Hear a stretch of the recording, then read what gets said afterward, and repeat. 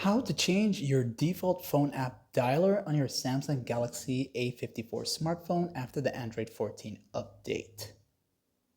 The fastest way to do this is using the quick panel access, tapping on the settings icon right here. And once you're in this section here now, use the search settings and type in the words default apps. Go ahead and type that in. Once you do this, you'll see this suggestion here and go ahead and tap on that one time. It'll take you exactly to where you need to go next and you'll see default apps here to choose from. And once you're in this section here now, you'll see all the different default apps found on your Samsung phone. So you can now go ahead down to the phone app section here.